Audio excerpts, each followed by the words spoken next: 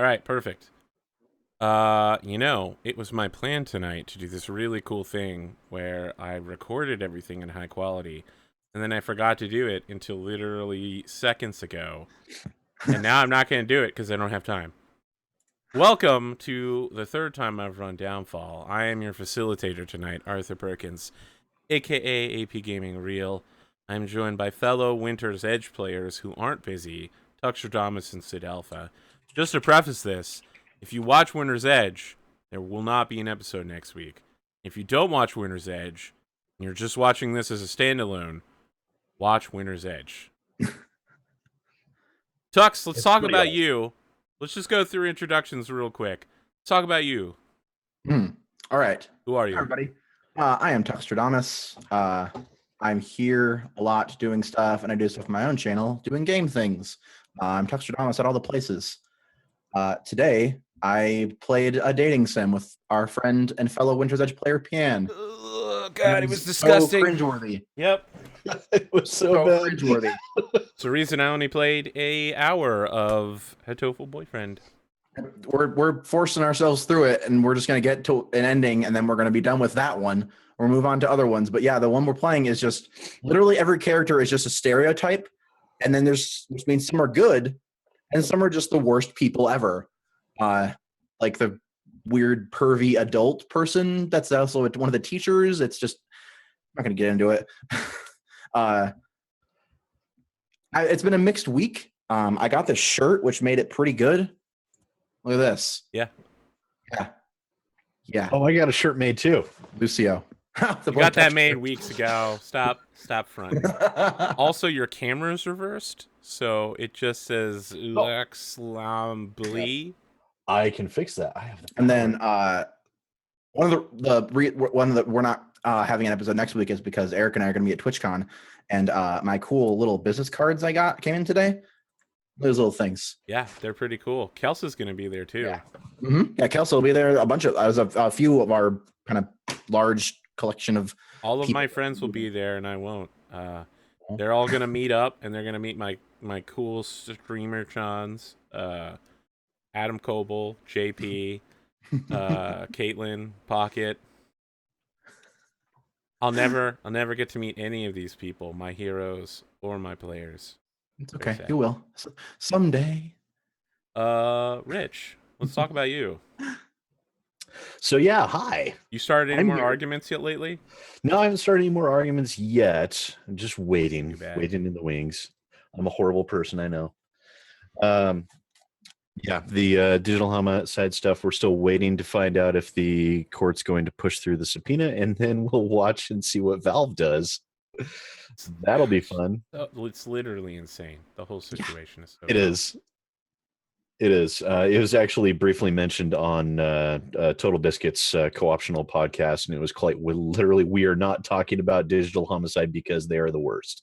I mean, it's the exact opposite of freedom of speech. It's specifically suppressing people's rights to say things. Yep, they're trying to use the court system as a hammer to silence criticism again.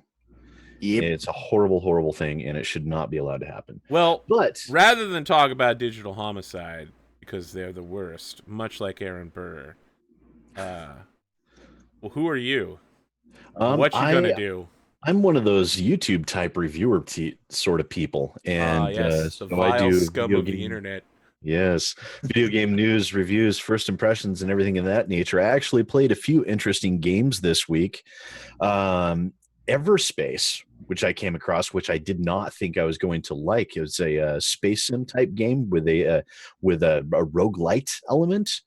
Bloody fantastic. It's in early access, and I've just been eating it up. I can't put it down when I start playing it.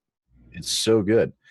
Another one that is a space genre style game is Halcyon 6, which it actually combines a lot of different elements. It has the base building, which is basically a clone of XCOM's base building, and some space combat that's very similar to a JRPG style, and a bunch of other things. And that's another game that's oddly addictive, and it's an old DOS style graphic. I also played what was the other game? The shoot, I'm gonna have to go to the library here. I know it starts with the bunker. The I've seen a bunch of bunker, fun which ones, just so, came yeah. out, this week. It's an FMV, which I haven't seen an FMV in over a decade, and it does actually have some people that are actually known Did you from. not? Did you not play Her Story? I did not. I've seen quite a bit of it, but I Listen, actually buddy. haven't played it for myself. I just want to interrupt your intro with the greatest FMV game that was ever created. Anything involving Kane from the Command and Conquer series. It Mm. helps when the main villain is also the director of the game. Yeah. That's how you write a good villain, is by literally being it yourself. But no, in all seriousness, the greatest FMV game I've ever played is called Marco Polo. It's like 1995. It's so old. CD game, but 195 megabytes or something crazy like that. Which You was are huge for back then. Yes, you are a trader. You go to like cities and you buy like camels and horses and stuff, and they become tile pieces you place around yourself. And as you travel, people try to attack your caravan, and like you sacrifice your tiles as it goes on. But every time you go into a city, the city officials show up as an FMV, and they're like, "We need you to do the following. Go to Kublai Khan's court and trade with him. Yes, aha, and then kill him." Or you go to Kublai Khan's court, and there's just like some dude smoking a gigantic hookah with a righteous beard who's just like, "I am Kublai Khan. Bring me silk from my southern provinces, and I will reward you." Really good. It's really good. It's a great Oh, there game. were so many great FMV videos from back then. But yeah, that game, I lost already. The bunker. Yeah. Holy crap! It was about 90% of it is one dude. Hmm. And it's a sort of situational horror elements, and it's got a really good, fantastic story with it. The gameplay itself is very, very, very light and very quick timey, but this is the type of thing where you play it for the story, and different finding different secrets and everything will unlock different aspects of the story and everything like that. So there is a little bit of replayability there, and it was just amazing. I loved it. Holy crap! All right, Cool. let's talk about So Downfall. that spoils my review for Yeah, it. I know. See, that's the thing. I trick you into coming on this show and saying those things so I don't have to watch the review, but I still know how the game plays. So, Downfall, if you haven't seen it in the other two shows and you're watching this on YouTube, maybe go watch the other two ones. They don't have as cool of an overlay as this one, though. I went all in on making this one more colorful. Tux is on the last one, and Virgil and Kelso were on the first one. So, if you know who those people are, it's good. It's all good. Downfall is a game for 3 players. Our game is set in the Haven, a flourishing society that is ultimately destined to fall. The cause of this destruction is the flaw. It is a human trait that we'll see expressed through the culture of our Haven, and is a philosophical foundation upon which the Haven was built. The flaw is the core theme of our game. We'll craft our home by selecting elements which our ideas will take as inspiration to help us make a unique world. Once we've established the physical details of the Haven, we'll create the society's traditions. Traditions are the practices and beliefs that define our Haven's culture. They embody the flaw. Traditions seem benign at the outset, but during play, we'll gradually twist them into sources of corruption within the Haven. With these few simple steps, we'll have created a whole society together, complete with a rich physical description and an interesting and detailed culture. Perfect. Yeah. So, I believe when we set out to make this game, we discussed doing a mecha anime Gundam mech warrior game. Indeed. So we'll need to pick Giant robots of death. Yes. we'll need to pick setting elements that reflect that. But let's talk about the flaw. At the root of our society is a flaw, a human failing that will cause our self-destruction. The flaw is a social trait that most people in our society believe is beneficial. Our culture was built on the flaw, but ultimately the flaw will cause our downfall. Together, we choose a flaw and discuss what it means. So there are several example flaws. If you guys have your PDF books open, they are on page 12. Example flaws are ambition, classism, cowardice, distrust, nationalism, perfectionism, pride, racism, vanity. Anybody have anything in mind? I don't think mechiness or Gundam can be a flaw. I mean, pride and nationalism are if good mechiness classic. and Gundam are going to be a thing, then that would be probably a militaristic style state. So nationalism Nationalism. or even complacency could be a part of that. I mean, if Like it's nationalism, you've it's been going to on be war. top for so long. You threw away your shot. Yep. Okay. All right. Tux, you done with nationalism? Yeah, nationalism's good. All right. I'm going to write in the middle of our giant card, nationalism, on the play table. So your flaw goes in the center. Now that we're down on the play table, I want to comment on our actual table within the play table. As we play, we'll be passing things to the left and right. We've got these handy character icons, including crazy old Sid Alpha, rambunctious Tuxtradamus, and me just being like, yup, I'm fabulous. I'm pointing to my hair with my dagger. Not because I'm going to stab you, but because my hair is so beautiful. I So don't need to stab you because of this hair. clearly, Sid Alpha is to my left and Tuxtradamus is to my right. We'll be using this as a guide stone for when we need to pass cards. So, now we need to choose the elements of our haven. Things that it looks like. For those following in your PDF copies, it's on page 13. We are each going to type, but not press enter, our element into the chat box on Roll20. We will pick one of these elements, and these are what will describe the world for us. So these are things like air, blood, cave, chains, dust, dream, empire, gravity, mountain, steam, steel, void. The first time I did this, it was about a Russian Roman Empire of fruit that traded unique foodstuffs within it and had like only potatoes could be grown in Potatopia. And only like melons could be built in Melinia. So, in order to get a full nutritional value, the empire enforced like only growing certain things in certain places, and the trade would pass between the cities. And things slowly broke down as an evil senator rose up. But our second game, Tux, what do we have? Like void swarm intelligence or something like that? Something like that. Yeah, like the intelligence was like the main thing. Like everybody had to was like assigned a job because they thought they already knew everything. Oh, they were like, yeah, super Perfection. smart. Yeah. Yeah. Like and like everything was programmed and like people had like weird names like Yeah, they like were literally Zerg Protoss. Everyone was like named like Jim.bio or like Yep. Jove.media.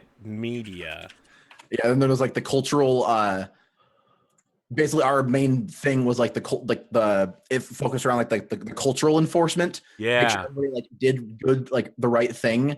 Like it was kind of like the society from that Ricky Gervais movie, the First Lie or The Invention of Lying. Like every single movie and piece of media was just stuff that already happened.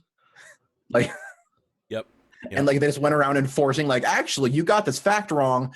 You're getting fed to the space whale. So, has everyone picked a topic, an element? I have. All right, I've got mine typed in. Are you ready?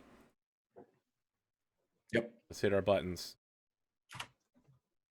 Perfect. Gravity, Empire, and Islands. Do the islands represent physical islands within a like landmass, or are the islands space stations or star systems? I like a collection of space stations. Sounds kind of cool. All right, so like the only thing left is this empire of space stations held together by, by bonds of mecha stuff. Like a mecha police force, right? So on every block there's like a mech warrior in his Gundam, just like, "Hello citizens, do not fear anything. I am here to enforce the peace." And like they probably have a cultural exchange program where if you're from Colony Mercury, they send you to Colony Mars so that you can experience different gravities and different environments, and you can look down on a different color planet and maybe check out the surface every once in a while. Mm-hmm. Any other thoughts about this? Have to be able to fight in any environs. So. Yeah. So all of the mechs have to be adaptable. Like your graduation is like going between each one and like defeating somebody. Oh my god! So the graduation is literally like da da da da da da da. It's literally like Attack on Titan, and it's a combination of Attack on Titan and every mech anime ever, where they're like, "What's that rising out of the water? It's a water type Gundam. It's specifically made to fight in water." And you're like, "Oh shit! They didn't have this on the practice course." And you're like, "Oh no, I have to defeat them." And then they're like, "All right, now you have to fly into the air." And then it's like, "What's that? A fighter type Gundam has come out of the clouds." And there's like they go out into and there's one where they go out into space, and there's like a stealth Gundam that's hiding behind a black hole or something. Stealth Gundam. 0 point energy weapons. 0 point energy. Oh man, that reminds me of Canada. Every time I hear I can explain this. Every time I hear 0 point energy, all I can think of is ZPMs from Stargate Atlantis. And Rodney McKay being like, "It's Zed. I'm Canadian, so of course it's Zed. Never go against the Canadian when death is on the line." That's the thing he said. I'm pretty sure he said that. Is there an edgelord Gundam? I love that actor. All right, Gravity, Empire, and Islands, a chain of star bases held together.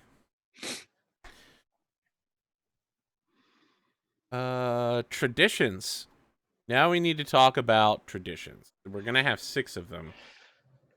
We all have a different color on Roll20. For instance, I have red. Sid Alpha has purpley blue. Tux has black. So if we can take our shape drawing tool and make like squares, no card size squares, we're going to need 2 of them each with our own colors. Like gang signs, but not quite.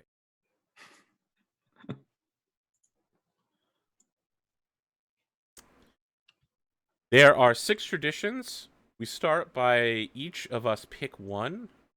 And then we pick a second one after a short exchange.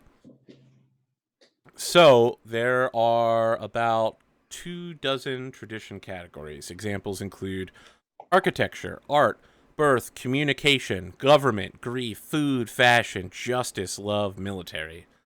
The Haven is built with a flaw at its center, and the flaw reveals itself in our culture through traditions.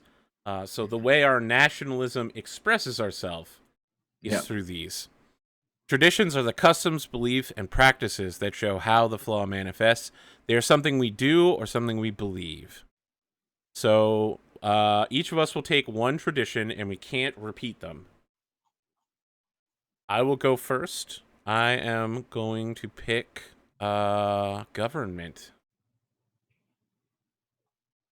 So we put the word government in the upper right-hand corner of one of mine. You guys have a tradition that you would like to explore? These are on page 15. I'm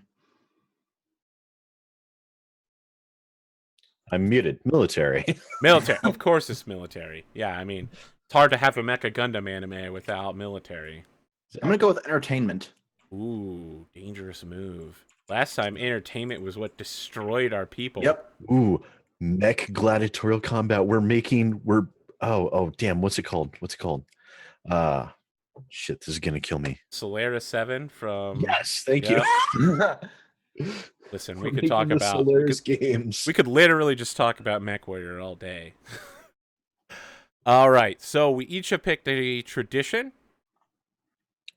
Now we have to describe this tradition and explain how it reflects the flaw. So each of us will explain how our own tradition reflects nationalism. So I think the government is very much like, if you're from Mars, you're a Martian citizen. You're not, part of the human empire of space colonies or the lost children of Earth. You're a Martian.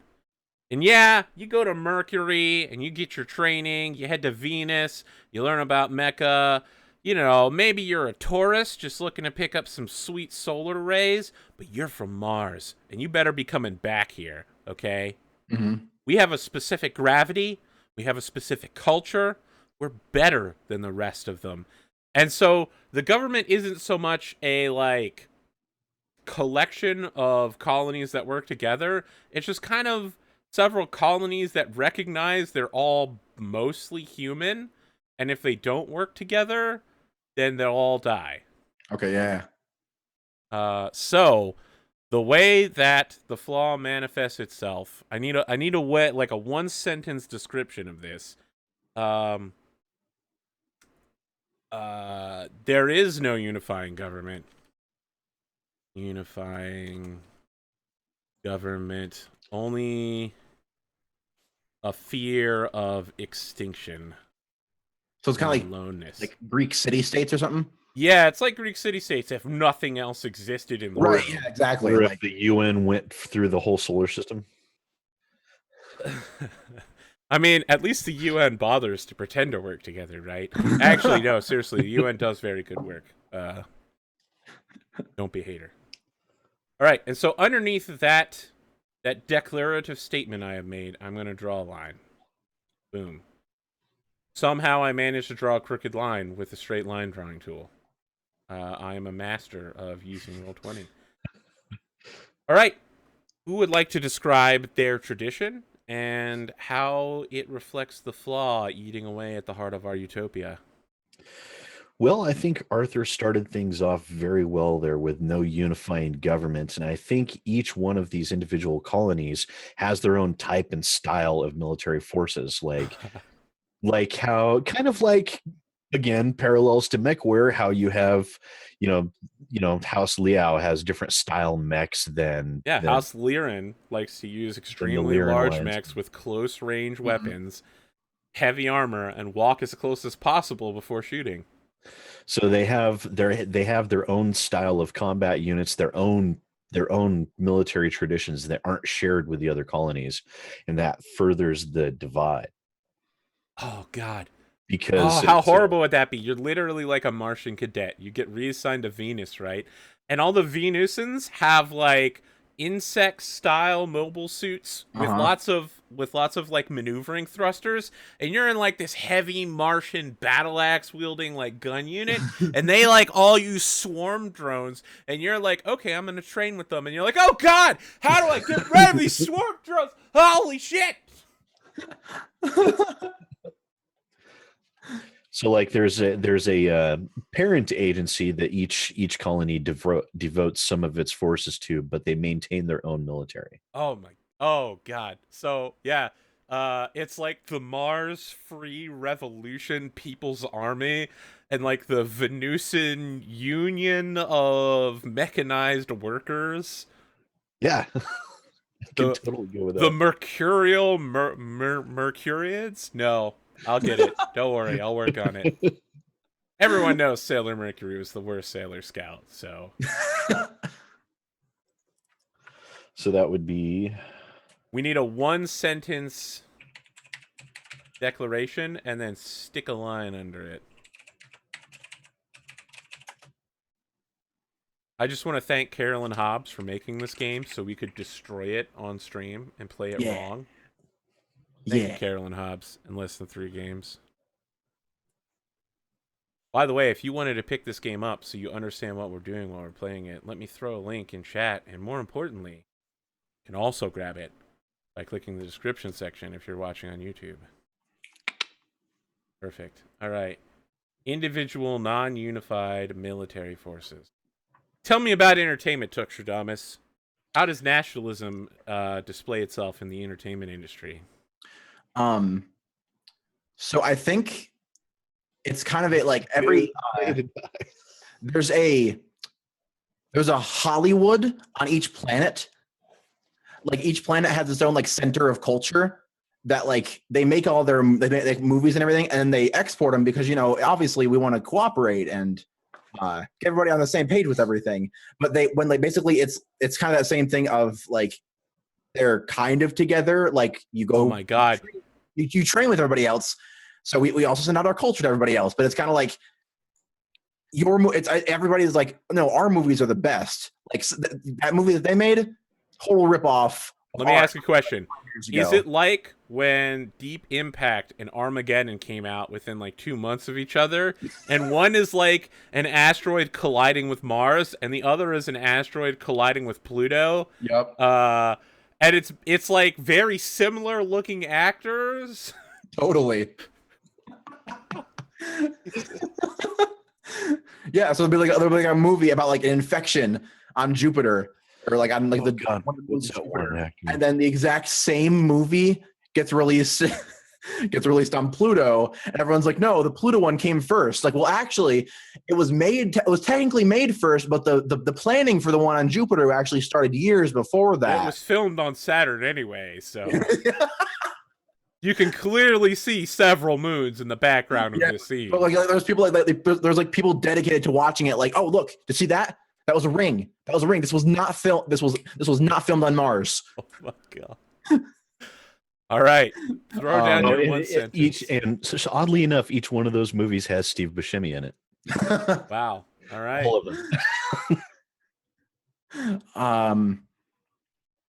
Can't get rid of that guy. Nope. I guess like I'm gonna describe it like not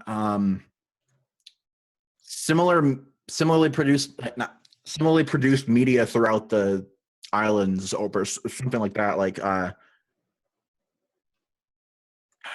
good like single sentence way to describe it. I'm not entirely sure. Individual colony media conglomerates with no respect for copyright. What's going to happen now is we're all going to pass our cards left, and we are going to draw a symbol. Yes, horrifying, I know. We're going to have to use our Roll20 art skills to draw a symbol representing this branch of the government. Or branch of tradition. Sorry, I was saying government because I'm looking at it. So I will be handing my government card to Sid Alpha. He will be handing his military card to Tuxtradamus, and I will be taking Tux's entertainment card. We're going to draw a symbol in the bottom right-hand corner, and then we're going to describe the symbol. Not what it means. Oh, you describe what it means. So, for instance, the one shown in the book is called The Black Leaf Kept by Couples as Proof of Their Love in the Forbidden Grove. And it's like a little black leaf. So now we get to make up a symbol of these traditions and then draw them. Oh man. Oh god, I'm so horrible at drawing. I need to double check how many planets we actually have in the solar system.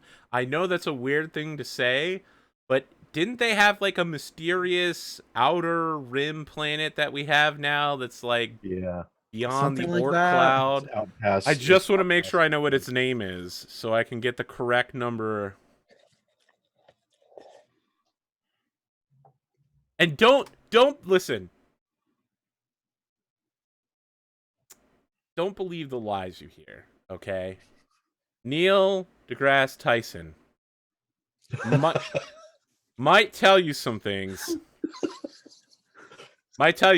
And he might say, Pluto's not a planet anymore. It's way cooler because it's now its own category of things called a Plutoid. It's now a Plutoid. That's a fucking lie. Pluto is a goddamn planet. It has been for thousands of years and will continue to be, and I will fight you on the moon for it, sir. Oh I my will God, fight you that'd on be the moon, amazing. Neil deGrasse Everybody Tyson. on Pluto has short man syndrome. Oh my God.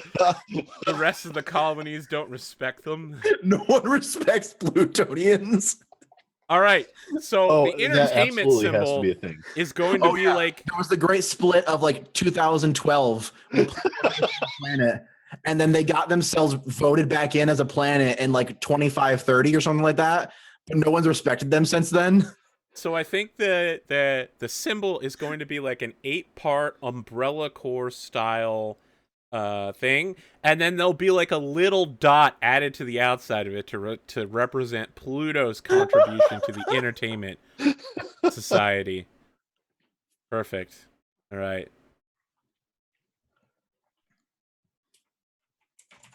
Wait, so we have to draw a shape. Someone drew a shape on my card.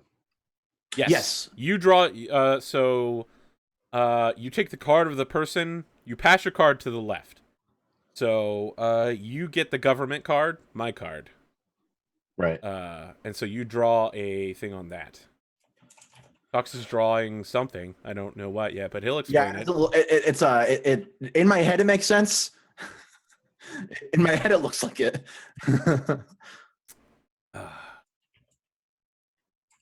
Draw an octagon. Really sad, but I literally need something to trace, or it's gonna be a really bad octagon. This is so bad.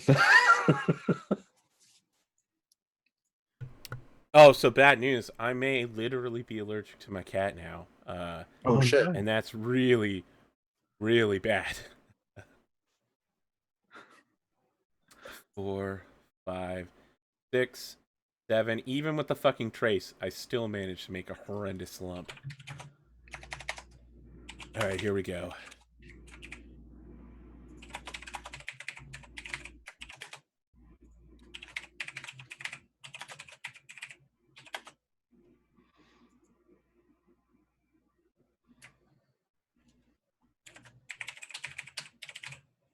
Pluto apologist. The only person who should be apologizing for Pluto is Neil deGrasse Tyson and the rest of the scientific community who voted to downgrade it. Look, we let you back into the cluster. You're fine now. You're just not making a big deal about it. I love how I've become the voice of Pluto in this. Don't be a Pluto apologist. Yeah, don't be a Pluto apologist. Don't you know how it works, buddy? Oh, God. All right, I managed to pull that off. It looks like shit, but it's not terrible. No, it looks cool. And now I need the representation of Pluto, which is probably going to be like a super dank. Just a tiny little dot. Yep. It's going to be like a little dot out here. Boop.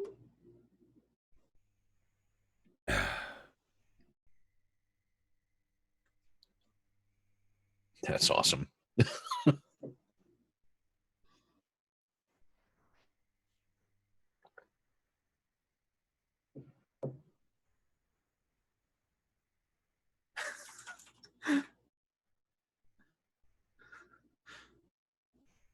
Ban Crystal Pepsi. Jesus. Let's see what we've got here. All right. Tell me about the military.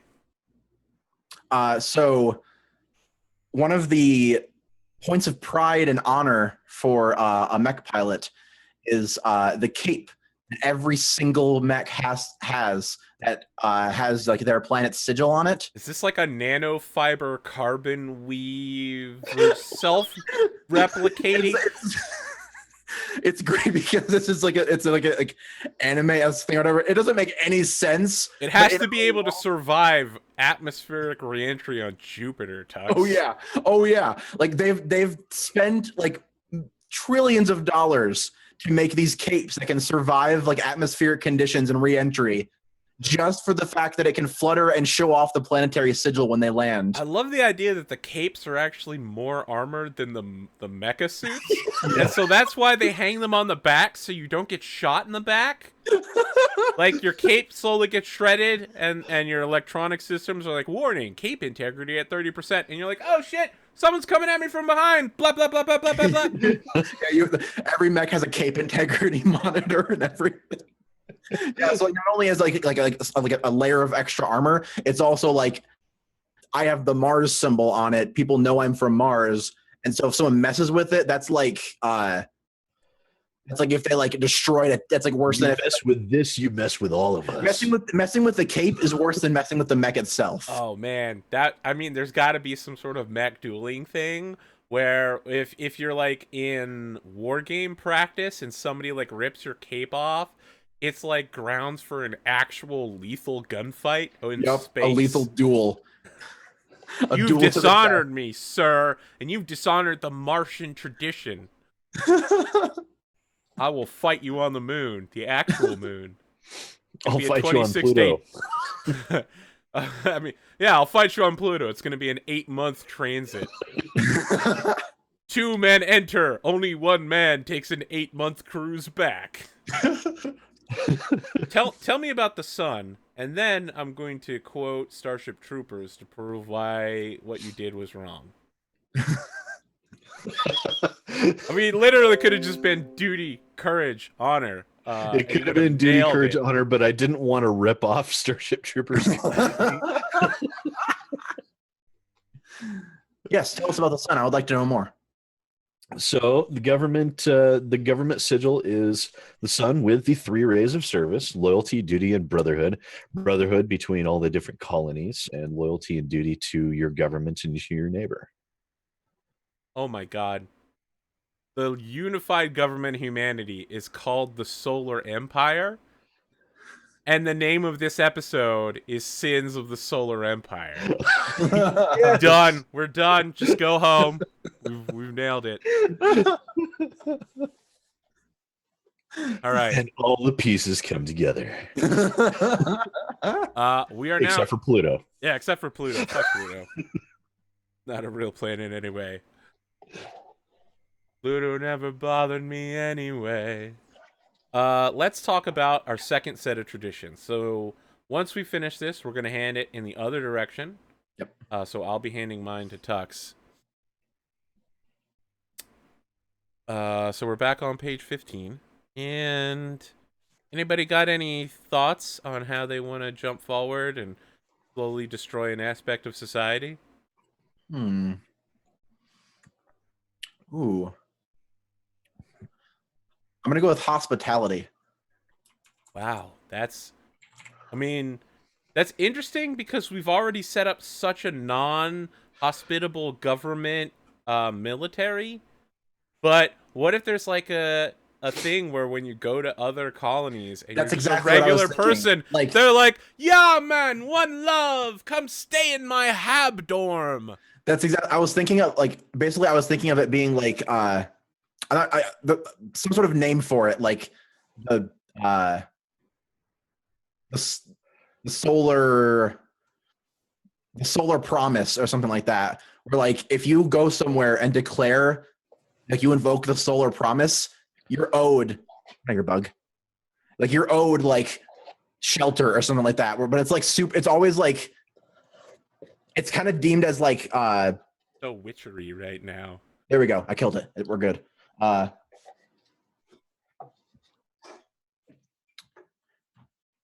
It's used as like you go to a plan of like a guy that you like just like you hate, like you like fought against them or something, and like, hey, I'm invoking the solar promise. Like, fuck, I gotta let you stay in my house. God damn it. I must give you bread, salt, and yes, purified H2O. Oh God! What if instead of bread and salt, it was literally like water and breathable oxygen mix? Yeah, those are the traditional gifts you must give a guest who stays at your house. A can of Puri air. I'm thinking, for anyone who gets that reference. I'm thinking grief. I mean, this is a people that no longer have a place to call home. They literally live among the stars. So there's probably like an unending, like 24-hour solar cycle. Like people who just are like, humanity's done for. You know, we don't have Earth to go back to. We don't have terraforming. We spend all our time fighting each other.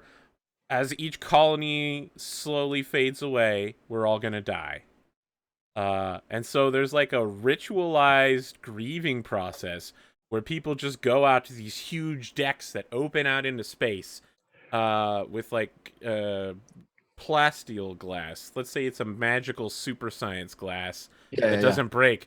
And they're just like look out into the stars and are like, one day my atoms will rejoin you, stars. Humanity is done for, much like you are done for.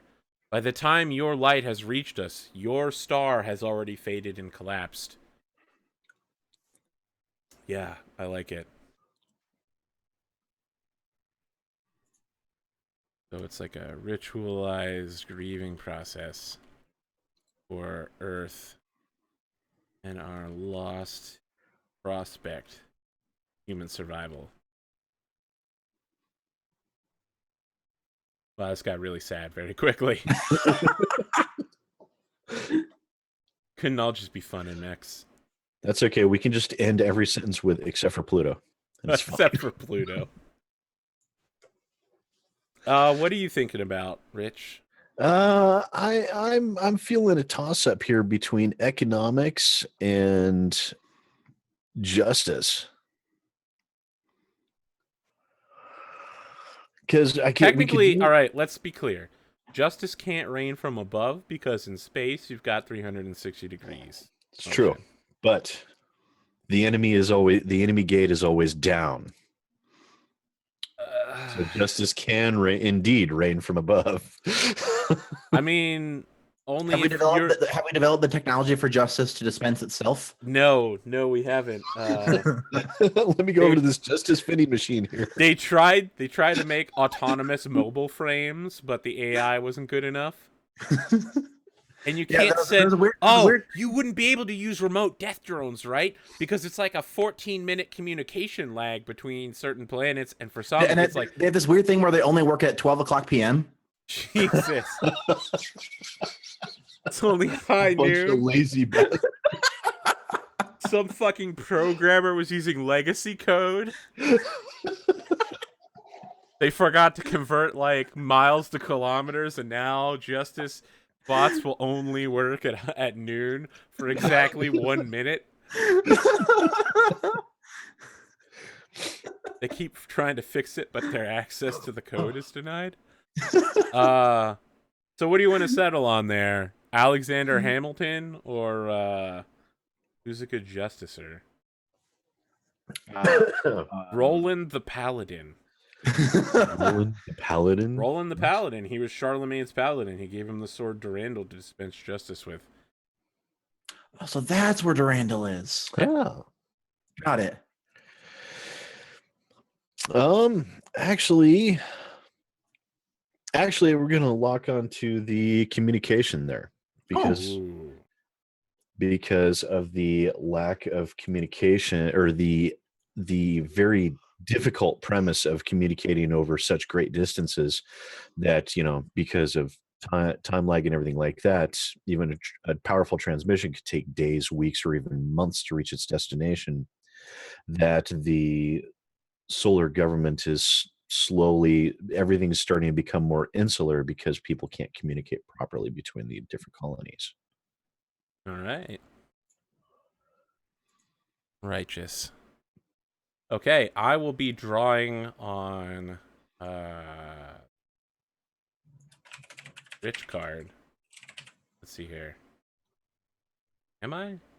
Yes, I'm drawing on the Rich card because he is to my left. Did I get this confused? Yes, we're passing it right. I need to stop thinking leftwise. Rich gives me his card. I give mine to Tux. Tux gives his to Rich. Perfect.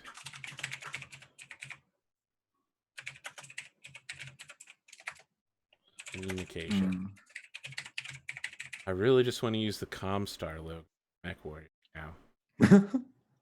Yeah.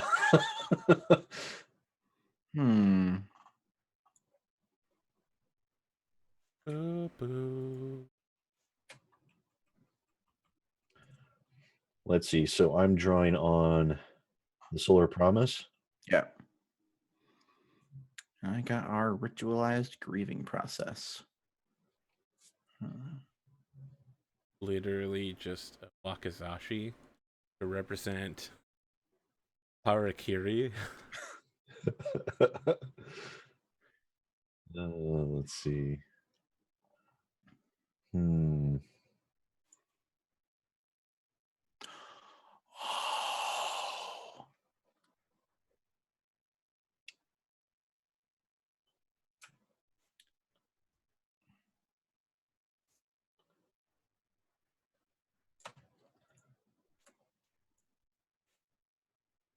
You're gonna hate me, Tux.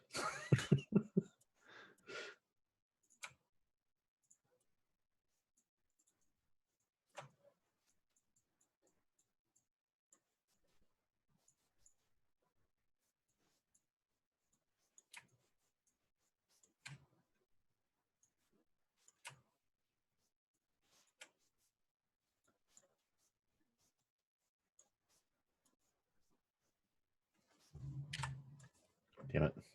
I messed up.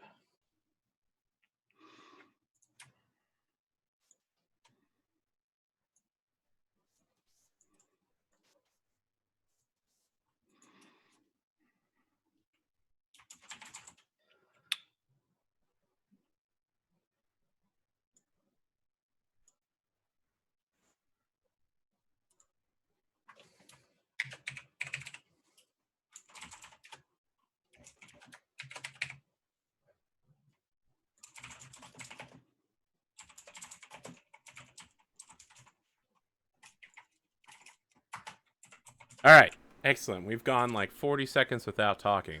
Sorry, yeah. I'm going to describe what mine is right now. It's called the Sword of Silence. So it's literally a sword stuck into the sun, and it has 8 like black dots and lines coming off of it, and then Pluto is represented by the crossguard of the sword. The Sword of Silence is the physical representation of the multi-colony communication network, because each colony has to send it to the next one in the orbital line. Yeah. Because everything's rotating at different speeds, they're constantly having to like send messages precisely timed. Like for the next 12 days, we send all our messages to Jupiter, but then Venus crosses the path and we have to send it to them instead. And so it's this really well-timed ballet that requires a fucking quantum supercomputing almanac to keep track of where all the messages are going. Oh, damn. And it's called the Sword of Silence because if you fuck up, no one can hear anyone. All right, anybody else got something? Yeah, for grief, there's a thing called star break. So kind of this whole thing about like stars and the light going out.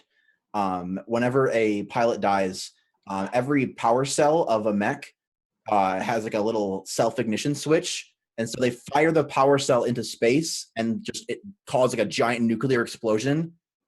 And then the light just fades away by itself. Kind of just like as a final like metaphor for the death of the pilot, to just that like they've. Plus, those cores are super unstable. They were going to degenerate in like 6 months or so. Got to get rid of them anyway.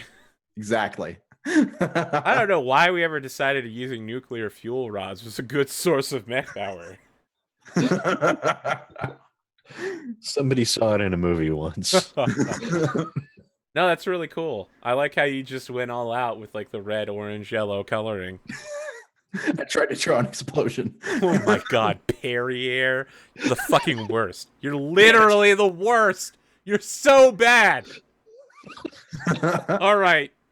I don't think it needs to be explained as long as you're over the age of 13, but why don't you explain Perrier to us? So, of course, Beans nationalism is a big thing. There's a nationally accepted retailer of purveyance for the solar promise that is called Puri-Air. It's purified air in a compressed space in a canister. When you go to get your purified water, is it from Perrier, a French spring company that still gets spring water out of Mercury's crust? The only corporation to survive the franchise wars. Oh my god. They don't bother running the government because they basically are the government. They make air. And for those of you who don't know where that reference came from, that's from Spaceballs. Yes, it is. Mel Brooks movie from the late 80s, early 90s. Yeah. We now need to name the Haven. I'm gonna go with Solar Empire, but if we have a better one, I will take it. I'm perfectly fine with the Solar Empire. Yeah. Very well. Let us talk about the sins of the Solar Empire. All right. Let's do our characters. Writing that down. Just destroying the name. I think it's actually called Sins of a Solar Empire. Let me just check on Steam real quick. I mean, it's important to be precise. Let's see. I own it. So Sins of... Sid Meier's Sins of a Solar Empire. Yes. Yep. All right. So I'm changing the name. It's not Sins of a Solar Empire. Not that there's multiple Solar Empires, but except for the secret one that's been hidden behind the moon all along. They've always been on the dark side of the moon, but we can only see them now. Now, let's talk about characters. There are 3 characters who we are making. At the center of our game is a hero, someone willing to stand against the flaw in the face of Haven's coming destruction. The hero is our main character, and through their struggles we see the world fall. There are many forces at work, leading to the destruction of Haven. Even as the hero works to save the world, the Fallen works to promote the very flaw that will destroy it. The Fallen is our main antagonist, representing the people who try to strengthen and enforce the flaw, even if it spells doom for Haven. The society also has many average citizens who are content with life in Flawed Haven. The Pillar is the character who represents these ordinary people. They accept the flaw in the status quo while ignoring or apologizing for the harm the flaw does to Haven. We'll take turns playing the hero as Haven collapses. When you aren't playing as the hero, you'll play a supporting role as either the Fallen or the Pillar. And so, we don't just have one person play the hero. Each of us will play the hero at least once. So, let's talk about the hero. What is their occupation, and what tradition is it tied to? I mean, I'm gonna say captain of a mecha force, and they are tied to military. I was thinking comms officer for the Sword of Silence. Okay, I can do that. We can work with that. I'm thinking that's going to be a really good thing to tie, especially with our Fallen, like something involving the Sword of Silence, and like try like. So I feel like something's going to happen with the Sword of Silence, like Jupiter's coming into alignment for like once in every so often years or whatever, and like it's a really important moment because we have a lot of like it's going to create like the perfect point to transfer a lot of data or something like that. Yeah. And like it needs to go perfectly, and it's not going. Spoiler alert. We'll get to it. We'll figure out who the Fallen is when we get there. Yeah, Let's talk about the rebellion. As any Doctor Who fan knows, silence must fall. All right, so cutting past that, what tradition does the communications officer oppose, and why do they oppose it?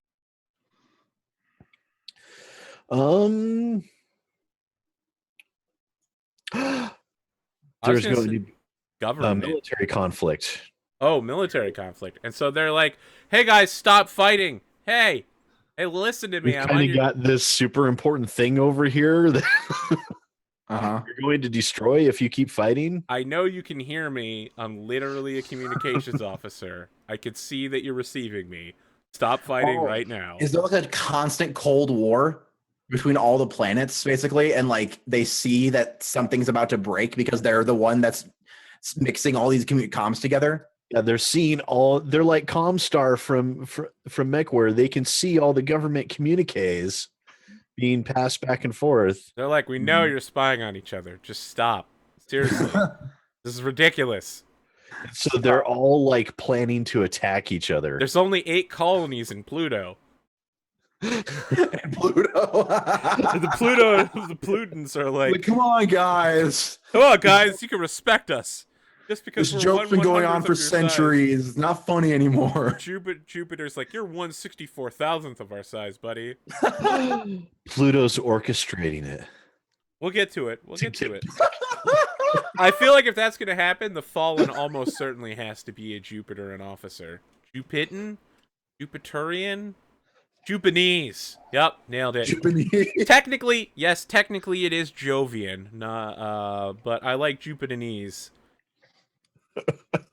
Why did they oppose this military buildup in war? They see that like we need to stop fighting each other and focus on not being so insular towards each other. We already lost Earth. If we lose the coalition of the colonies, then humanity will surely die. Right. Like just because we're spread out to different planets doesn't mean we're not the same people. Yeah, they're like still interdependent and need each other's resources for survival. Mm-hmm. Like a Rastafarian mixed with like a Like Relena Mars Peacecraft. provides ore and everything like that. Another planet provides the vast majority of the oxygen. And literally every female heroine lead from Gundam, because they're all like, we shouldn't fight. It's a bad idea because people will die. Let's describe our communications officer for the Sword of Silence. In the tradition of Pokemon, are you a boy or a girl? Steve Buscemi, obviously. Jesus. No. Downvote. Nope. Steve Buscemi can be the pillar. Oh, yeah. Hero. What do you think? Male, female? Actually an AI. I'm just trying to think of like an actor that would just fits for some reason. I'm not even thinking like either male or female. I'm just going in the list of people I've seen in things and like, no. Like, I'm thinking, I guess, like narrowing it down. Like I'm thinking like 30s, 40s ish, probably. Like they're probably decently up in the ranks of like the comms department. I have an alternative. I have an alternative suggestion. What is the name of the communications officer in Star Trek? Uhura. God damn, I kept spelling it wrong so many times. Nyota Uhura, who is actually played by Zoe Saldana. Oh, okay. Will play our chief communications officer. Yeah, cool. I can do it. We down for that? What does the uniform of a Sword of Silence officer look like? Well, I'm thinking probably literally everyone wears very skimpy. No. First off, I think everyone wears a spacesuit, right? Because at any time, if anything cracks, you got to be like, helmet on, not dead. Yes. Super not dead.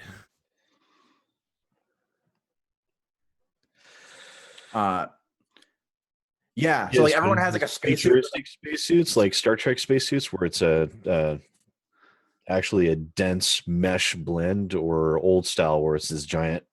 No, I think they've they've developed it. I at least in my head, like not everyone's not walking around like this. Like, oh my god, what the black mesh dresses and like muscle shirts that people wear. They literally have that, and then you can like press a button and it becomes completely opaque. Yeah. All right. Also, the interior is a cotton blend, so it's got to be So comfortable. it's comfortable. Right. It's got to breathe, right? It's a spacesuit, so when it's in normal civilian dress mode, it needs to breathe, and when it's in spacesuit form, you need it to not breathe ever. You definitely want to keep all that oxygen inside the suit. So they wear weird spacesuits that have self-adjusting liners inside. Yeah, exactly. I mean, nanotechnology. Die. What is our hero's name?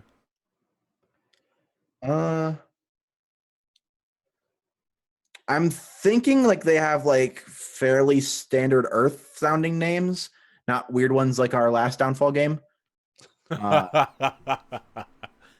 John.everyman.bio or whatever. Yep. I was amazing at making names. We're just gonna use JavaScript to write names. Yep, everybody's name goes in camel case.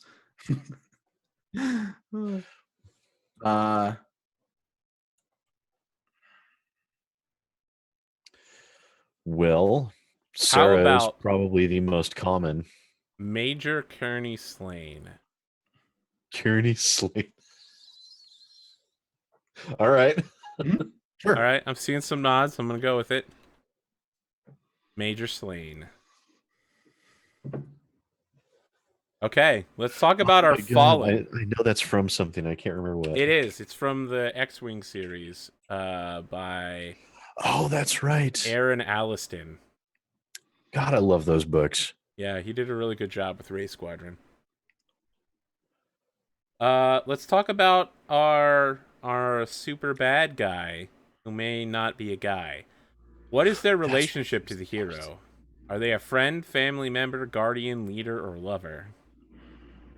Remember that someone will have to play this character on opposition to you if you pick lover. So I think family would be cool to see. Like a brother or like a Brother, close sister. cousin or something like that. it's my brother, but I lost him. He was on Jupiter while I was on Mars. I sent him messages every day, but the 14-hour return time meant he didn't get them. I didn't get a reply until the next day. I never knew the war was coming until he already arrived. The voiceover for the beginning of the movie. Okay. We're saying family, but we don't necessarily need to mean brother. Right, yeah. What is the exact relationship? Yeah, I should have the sibling or I guess Second cousin. No. I was thinking like Fathers, like brothers, uncles, sisters. cousin's roommate. Former roommate. I think like sibling or like a cousin or something like that. I think like pretty close would work well. I guess sibling would sounds cool, or cousin, or anyone. What does the Fallen do? What is their occupation, and what tradition is it tied to? I think we were going for like military in some respects, but we still have time to change it up.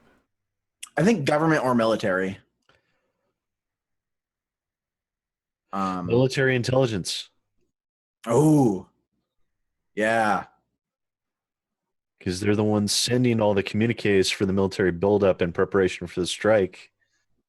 Mhm. Hey, I know you think your spy office is super secret, but I literally work in the communications department. Yeah, I can see everything you're Could you typing right now. I can see that. planning to I can see destroy that too. Yeah. Could you stop planning to destroy the colony I live on? Not cool, bro. Not cool. Ohana, cuz. What does our villainous Fallen look like?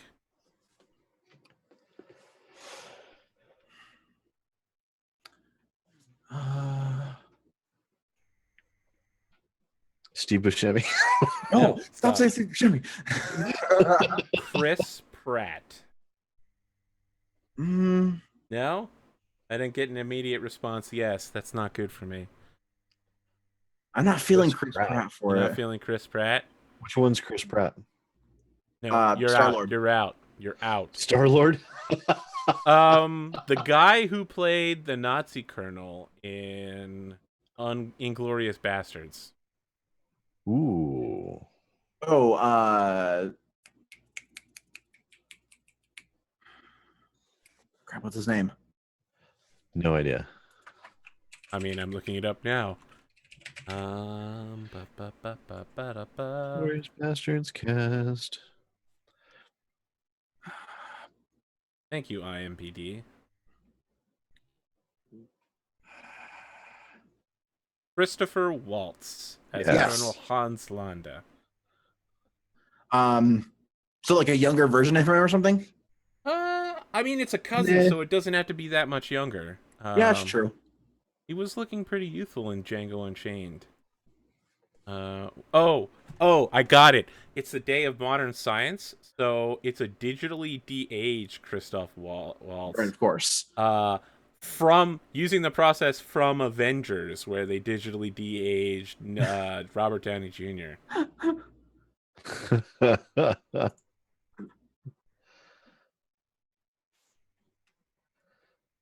Yeah, Christopher Waltz is who I was thinking of. Yeah, basically he's Quentin Tarantino's go-to German. Yeah, yep, absolutely. Brunhilda. All right, the Fallen has a special superpower. The hero can do anything they want to, and the Fallen can then say, but there's a consequence, and narrate why something bad happens as a result of their action. Yep. What is the name of our villainous scum Fallen? Our military and intelligence officer who's out to destroy the last remnants of humanity by iron fisting the...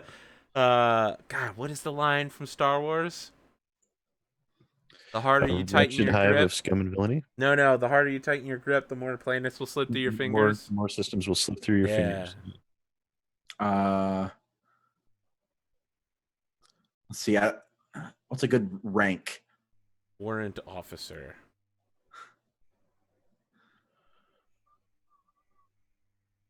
Spies don't really have ranks, do they? Well, technically, military spies do have ranks. They just use... don't divulge what they are. Yeah, they just use fake ranks when they're pretending to be other military. Oh, I'm a sergeant. Oh, did I say sergeant? I mean general. I meant captain. Major, captain, private. That's a real thing.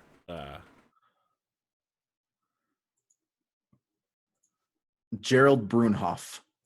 Damien Vlast. I like Damien Vlast. Yeah. You going with warrant officer Damien Vlast? Sure. I dig it. I mean, Vlast literally sounds like a bad guy last name. Yeah, it does. Sorry to all of our viewers named Vlast. It's Czech, means power. You're not making us any less bad guy. No, well, I'm on a website that's titled Villain Names, and that was one of the last names. All right, we already know that the pillar looks like. And then Steve Damien Buscemi. means to tame and to subdue. Steve Buscemi. Perfect. Okay, let's talk about Steve Buscemi. What is their relationship to the hero? We don't need a Steve Buscemi. His name is literally Stephen Bush. Stephen Bush, there you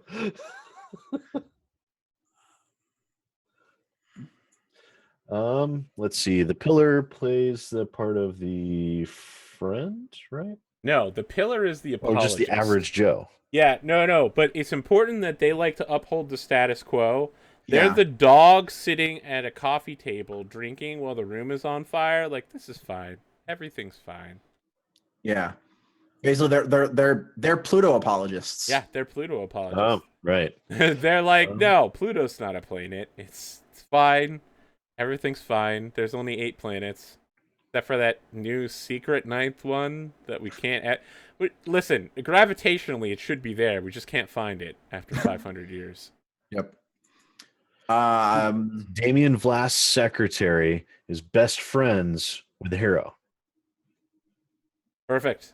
All right, so he's friends. Best friends. I don't know what picturing that is so hard. Steve Buscemi and Zoe Saldana hanging out in a coffee shop.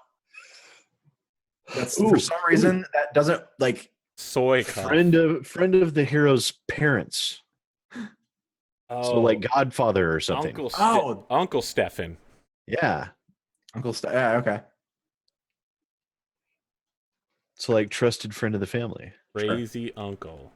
Perfect. Crazy uncle. What does Stefan Bush do, and what tradition is their occupation connected to?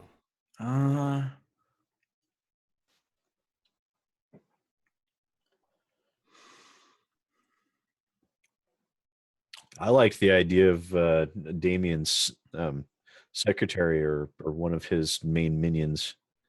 Do they work for the government? Oh yeah, maybe he's like a Yeah, government. Stefan's like a civilian secretary at the space base. Yeah. Yeah. Perfect. Because the intelligence still has their like main office. Like the CIA has an office where other regular people work. It's contractor. Professional secretary, of course. I mean, Alexander Hamilton was one. He's a temp. Been a temp for 20 years. Listen, don't laugh about that shit. That's how Amazon workers get by. They're all temps, except for the full-timers. Okay. So we have our 3 characters. We've got our flaw. We've described Haven. We've created our traditions. Now it's time to destroy everything. The chapter for destroying everything is literally called Destroying the World. The first chapter of that subheading is called Destruction. Destruction. Who will play Major Kearney Slane first?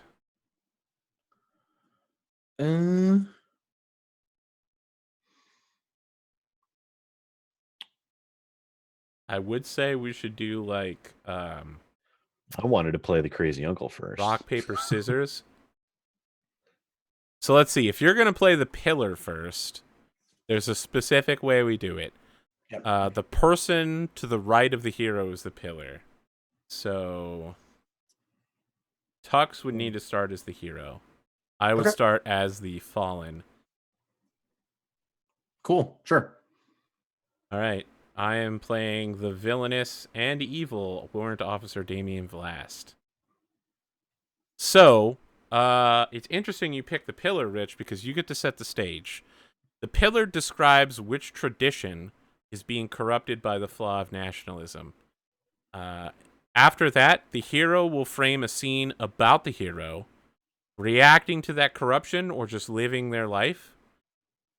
After that scene, the fallen will make a scene about the hero, showing how everything is falling apart around them and making the hero's life difficult. Mm-hmm. The final step is the hero delivering a monologue, summarizing events and narrating their thoughts and feelings as life begins to degrade. So what tradition do you want to destroy first, O picker of worlds? Reaper of tradition. Cultural cannibal. The first one I think we should pick on first would be entertainment. Oh no, not you're a monster. You're a monster. All they have. It's all they have. Listen, after Assassin's Creed 3, the people just cried out. They just wanted good entertainment, and you're destroying them. You're destroying them. You get Assassin's Creeds released yearly forever. Fucking monster. Okay. All right. Hero, set us a scene. Yeah. So I think we're on. So tell us where we are and who's there Mhm. and what is happening. So I think the stage, like the place that we're kind of set, is like a station that's maybe around Mars. Uh, and so like that's kind of a good central spot for like the mixing for like everything, since it's kind of like right before the belt, and then Jupiter and all the other planets are there. Um, yeah, so I think we're like in a station like near Mars, and it's like a pretty big city. I think that they all kind of generally have the same look, where it's like that like kind of dome with like the thing going below. That's like the thrusters and everything. Um,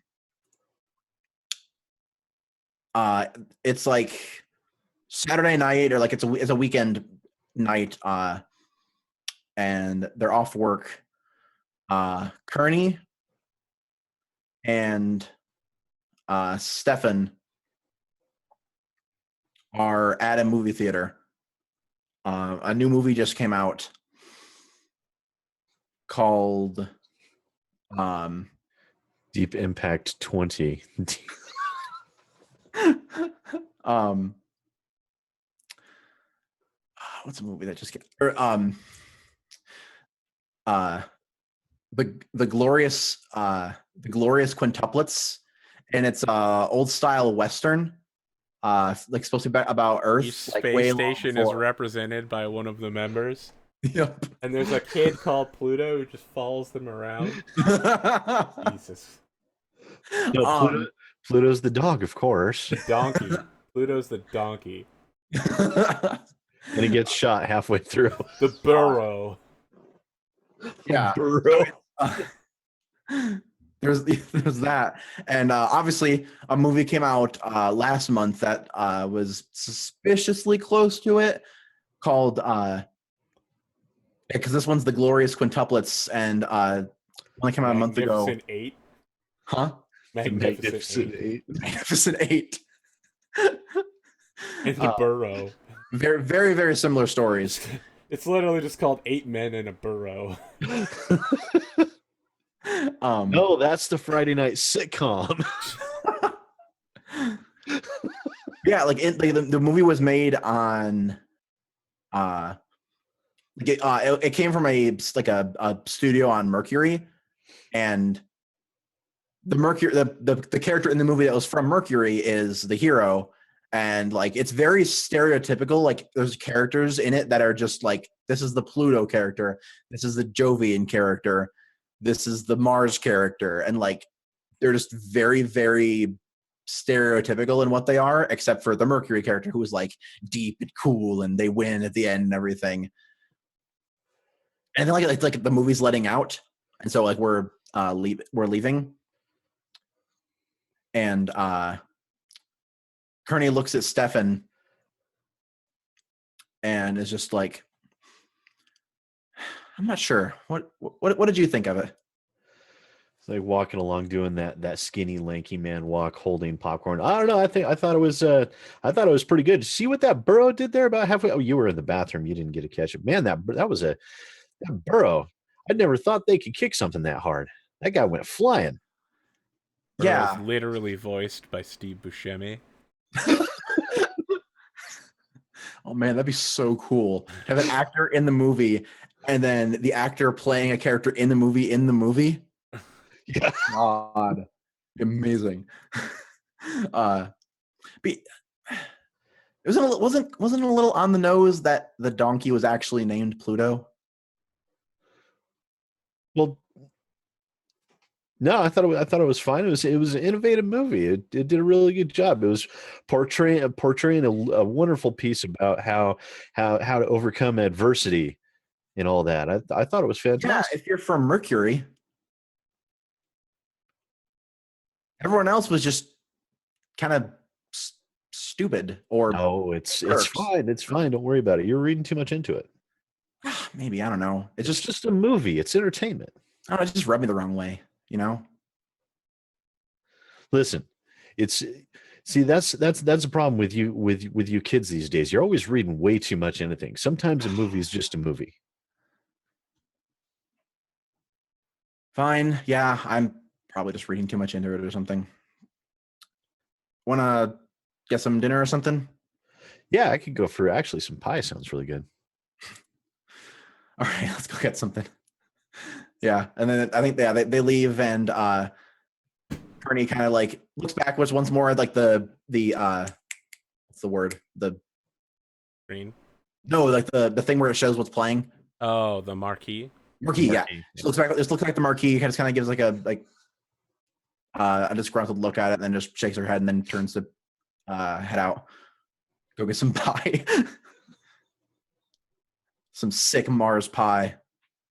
So in the lower left-hand corner, we get the white text that's like several days later.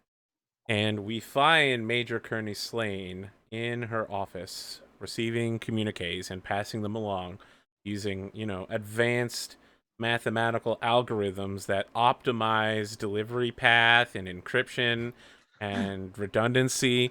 Yeah. And something passes through her office and blinks on the screen, indicating that Pluto is like military buildup. There's talk of Pluton separatists who are preparing to hit the Mercury like production labs for entertainment. It's just called Mercury Production Labs.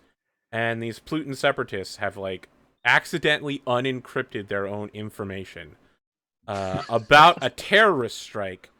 They're gonna like de-oxygenize the area by poking a hole in the exterior of the spaceship hull. Yeah. And it's gonna like destroy the lab, but nothing else. Like everyone will be evacuated beforehand, but it's definitely gonna take out all the electronics, all the like equipment, costumes. It's gone. Oh, is it like their main data storage center or something? It's everything. It's like, so I'm imagining that ships like tether themselves to the outside of the space station they're at, Mm-hmm. and now buildings do that too. So rather than like building a longer and longer colony, they just like tether ships to the outside, and they're Oh yeah, like, they just build a this separate is dome and just yeah. link them together. Yeah. They're like, this is now Mercury Production Laboratory where we do our filming. Mm-hmm. And so it's literally the entire studio. It's the green screens, it's the props, it's the editing. It's all done in this little detachable ship. Okay. That's about to explode in several days when Pluton separatists get there. And present is Major Kearney Slane. You can bring in anybody else you want. That's just my intro for it. Yeah. Okay, yeah. So I think she's kind of doing her thing, making sure the communication's flowing correctly, and and then like whatever triggers go off that bring this to her attention, she kind of like we see her like reading it, and then just kind of get like kind of a confused like slightly kind of like holy crap, what the hell's happening here? Look like, and I think she like brings up another panel and like calls Damien. Yeah, you get an immediate response. Yeah. Damien's like, "Ja, wohnt Officer Damien Vlast here. Who is this?" Damien, it's Kearney. "Oh, yeah, Kearney Slane. What is up, cuz?" Not a lot. I got something that I think you might want to take a look at. It's Oh, yeah, I'm on the vacation here on Mars right now. Unless it's a puppy, I don't really care. well, it's not a puppy, but Pluto's about to launch an attack on one of Mercury's substations. Oh, yes, that's very sad. Unfortunately, as a Jovinese officer, I can't get involved in that. It would be bad for the press. Good luck, Kearney. Do you have a friend I can send this to or something? I feel like we need to tell somebody about this. Perfect. Yes, that happens, but there is a consequence. Okay. So you get in contact with the like head of Mercury Production Labs, and third-party characters are played by the Pillar, so that's you. The The consequence here is that the person you're contacting has already been bribed by the terrorists. Oh shit. All right, traitor, Sid Alpha, go. You can make up a name for yourself, Mercury Production Labs director. This is Alex Mallory, Mercury Production Labs. How can I help you? Jesus Christ. Hi, this is Major Kearney Slane, comm officer, working here for the Sword of Silence. We got word that something to pass to you. Apparently, Pluto is planning something. I'm gonna try to shoot this up the chain more. I felt like I needed to warn you because they're going to launch an attack on the labs, and you need to make. Yeah, I had to warn somebody. They're going to. You said the Pluto. You say Pluto is going to attack one of our. Yes. This is actual actionable intelligence. Oh, It's going to happen in the next few days. all right. And you said this was Kearney Slane from the Sword of Silence, correct? Yes. Okay. Well, I'll tell you what, Miss Slane. I will do what I will push this straight up to my superiors. You let me handle everything. Okay. Good. Go ahead and forward that on.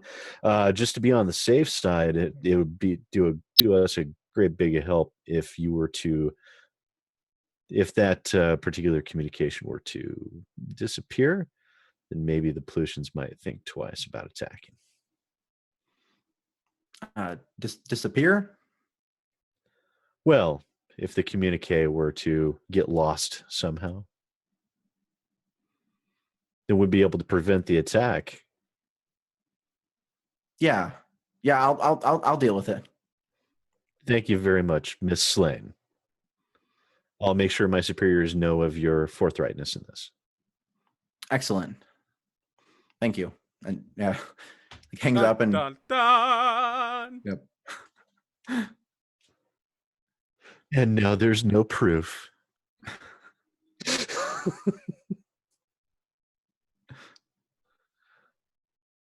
Hero, why don't you reflect on the current state of things in the galaxy? As I went home that day, I thought about life. As Kearney looks up slightly to the right, and yeah, it's like it's kind of starting to get to her that that it's so prevalent. This it's weird because we're all conjoined together, but we're still very isolationist and inclusive even in our connection, that it's prevailing into the media. And it's literally you can't go see a movie without the donkey that kicks things and poops everywhere being named Pluto. And I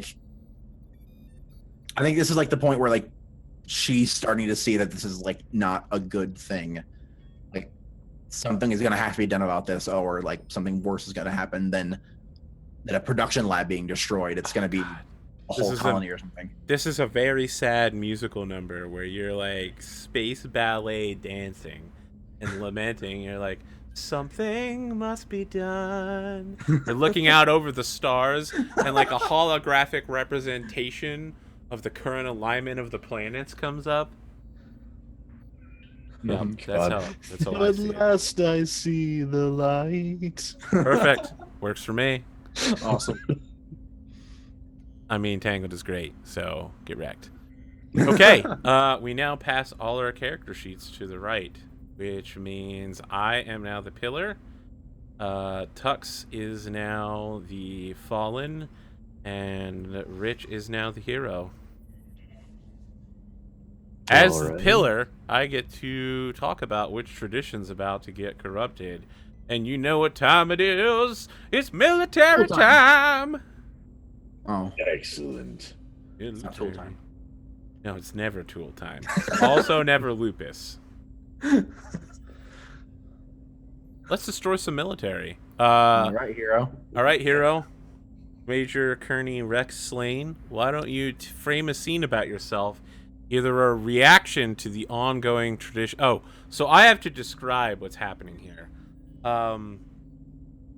the individual military forces of the colonies, space station colonies, have stopped communicating with each other. Like, it happened on Jupiter first. They just, like, literally military intelligence in any direction has stopped. And when that happened, the, like, Martians reacted by stopping their communication. And now nothing is happening. And all of the military trainees that are training at all the other colonies are being, like, emergency exiled home. So that they don't get used as hostages. So, Hero, you can react to this or just have some other part of your life be prevalent. Well, I imagine Kearney's sitting there reading a news report about an attack on entertainment Titan. industry. Literally an attack on the moon Titan.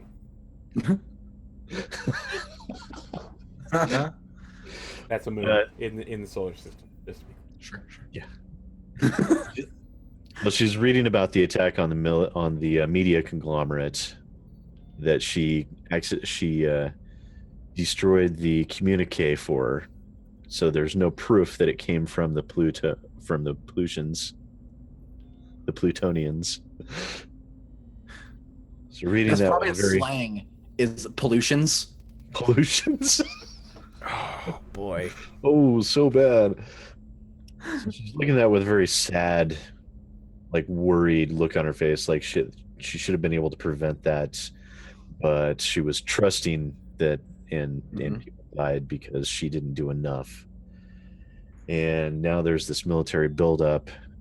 People are getting sent home, borders being closed. She's seeing like she has almost nothing to do during the day because only civilian communiques are being routed. And even those are being scrutinized heavily by their governments.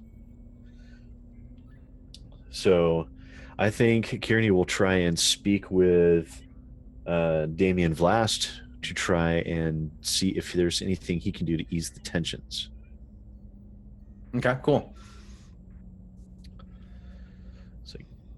So she'll call him, Mr. Vlast, this is Major Kearney Slane. Major Kearney Slane with the sword of winds. No, we need the fast pass. No, not the. Sorry. Yes, hello. Who is this? Mr. Vlast, this is Kearney Slane from the Sword of Silence. Oh, hello, cousin. I'm still on vacation, so you know. That's I know. I understand. I'm very, very sorry to be calling you. Yes. Well, again, but I've been seeing some very strange developments with communiques between the colonies lately. I was wondering if you could speak to your superiors and see if there's anything you could do, because the tensions seem to be running very high right now. It's. I'm not liking what I'm seeing here. If you were seeing all of this, you would know that, sir, there's definitely more going on here. Yes, I work for the Jovian military intelligence. I'm well aware of a lot of this. Trust me, we're working on things. Sir, we need to do more than just work on things. We need to send something out to all the colonies. Well, I say working on things, but I can't exactly tell you what they are. That's, you know. Sir, we need to do something. Oh, things are going to be done. Trust me. We're family. You can trust me.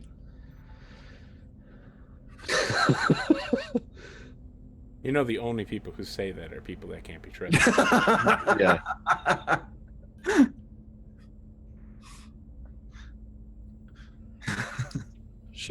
All right, sir. Thank you. And she's going to. If you want to join us here at the theme park, I can get you. I can leave a ticket for you at will call. No, thank you, sir. I do have my duties to take care of. All right. Well, I'm going to go ride the roller coaster. It's going to be fantastic. All right.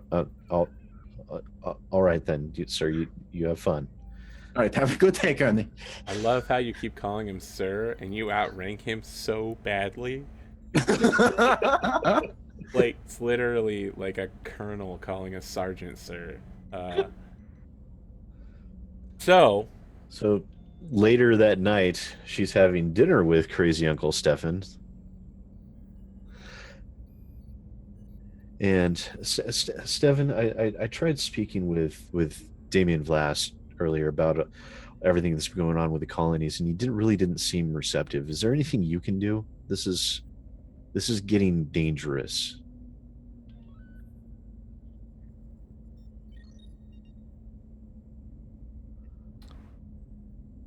What?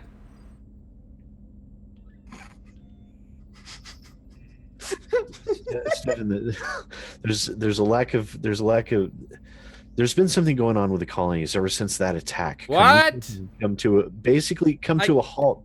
Stephen, I can't. are you Okay. there? He's just like taking like earplugs out. He's like, okay, all right.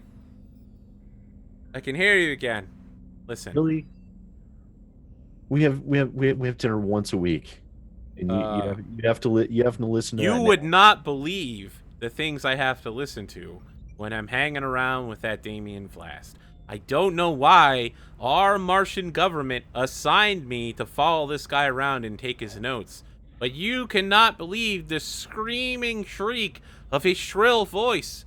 I've been putting earplugs in all week and just letting my tablet do autocorrect. I can't tell if he just says nonsense all the time or if it's just the terrible AI interpreting his words. It's probably a little bit of both. All right. You were saying something about government fish ice. Colonies something. All right, go. Stephen, ever since the attack, the communications, they've gone non-existent. The colonies are basically shut themselves off. It's getting dangerous. We need to do something or else people are going to get hurt. Well, that sounds like a lot of paperwork. Uncle, can you help me or not? Yeah. I can get you a meeting with the president of Mars. Please. I would love you forever if you could. You gotta know, though, he's a real hard ass. That's fine. Something has to be done about this. All Before right, it's too well, I warned you ahead of time. President Kratos is not known for his patience.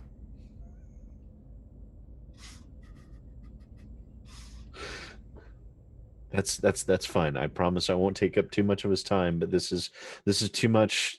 This is too much to sit on. It's yeah. The way things are going, Uncle, we only have a matter of weeks before we could be at war. I feel like that's a good end of the scene. Mm-hmm. Let's talk about the Fallen framing the next scene there. What's happening to the hero? Well, am I the fallen now? No, you're we're still the same you're still the roles. hero. Yeah, So no, I just need to frame something Tux around. is telling you what's happening to you next. Yeah, I need to frame something around the this whole military thing. Let's see here. Yeah, okay. So you're going Kearney is going to meet the president of Mars, and it's like this really big building.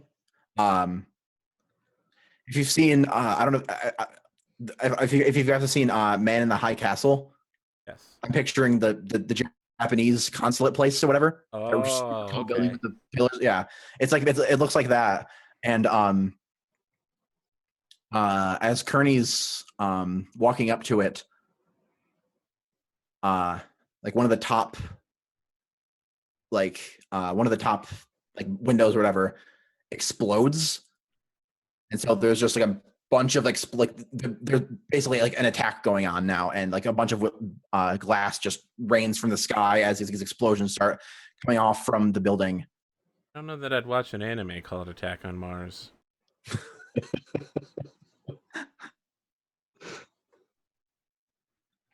And yeah, panic starts to set in, and people are just like running around screaming. And Kearney's kind of left in like the center, like the camera obviously comes down to focus on her as the chaos kind of starts setting in. Okay. What are you doing, Kearney? Imagine. So this is she's going to meet the president. Yes. Yeah, and like the president's the building that he's in just blew up. Well, part of it blew up. I imagine she's doing like the determined run towards the explosion. You know, jaw set, fixed.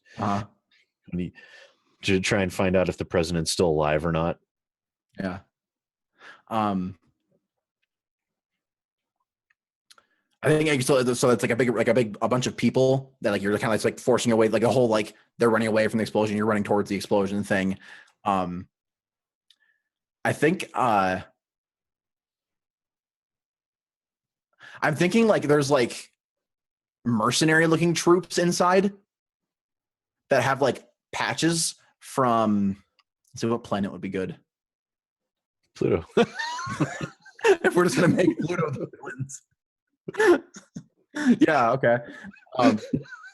Yeah, I like that. Okay. Yeah, so like you see it like there was like troops with Pluto patches kind of like moving through, and you see like probably she sees them like moving out the back, and there's like gunfire at, like inside and everything, and yeah, like the attack is like it's like ongoing, like it's like a battle now almost. Okay, so she'll be like dodging through, like doing a run slide power dive through a pair of mech legs and running around behind them to try and get through to the president's office and find anyone. Shouting, Mr. President, are you in there? From the ashes of the building rises a glorious Martian mecha suit. Yes. It's literally a prototype suit. It's like Venus inspired in that it's got multiple maneuvering thrusters all around, so it could operate in 360 rather than just moving forward. And it's got little swarm bots who all have axes. And it's wielding its axe, and the president is like, oh, it's dual wields axes, and the axes are on chains, so he can be like, ha! Yes. Yep. And President... Are they like gravity chains? So like it manipulates the gravity to bring it back or something Oh, like that? yeah. Excellent. Yeah. Yep. And President Credo is like, this is President Credo. Who is that out there? Identify yourself. Sir, Major Kearney Slane, sword of silence. We need to get you out of here. I can't leave my people in their time of need. It's time to become the god of war.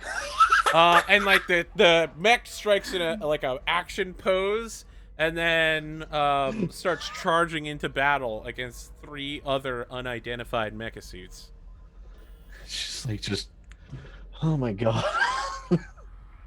Now you can make him do this by just being like, "Sir, come with me."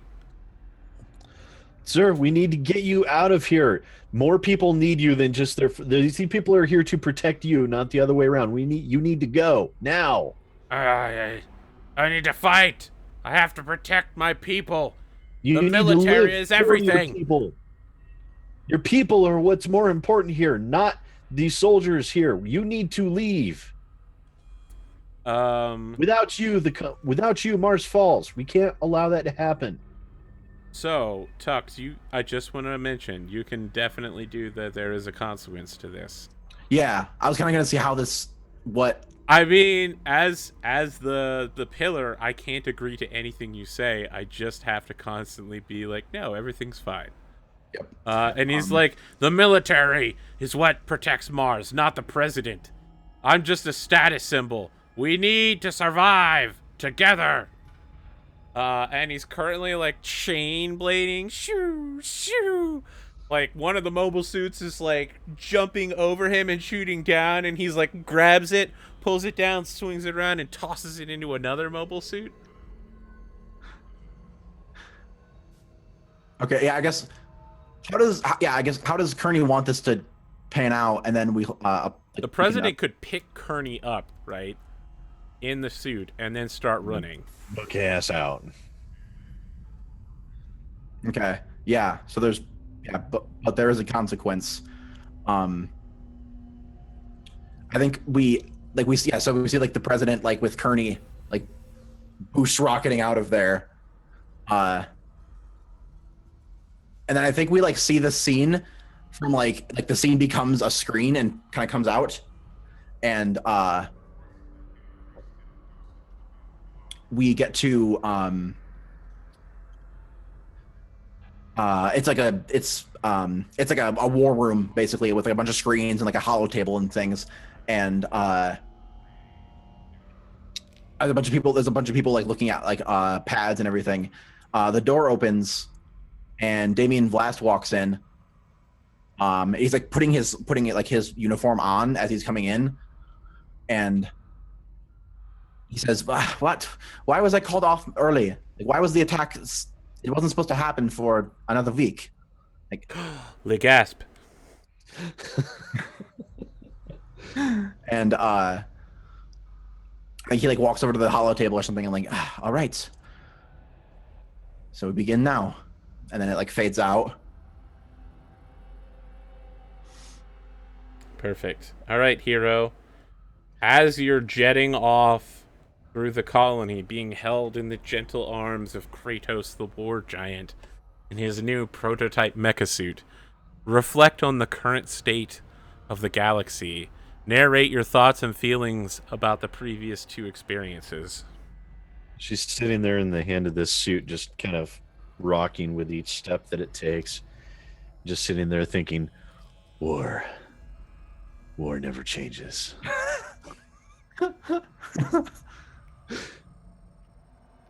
Today, the first hammer fell, and with it, very nearly the entire colony of Mars in a single strike. I don't know where we're going to be continuing on from here, but one thing's for certain. The days of peace are over. Dun dun dun dun dun dun dun dun. Dun dun dun dun. You just see the sun rising over Mars as it's happening.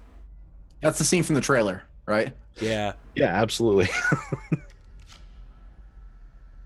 Oh, you know what it is?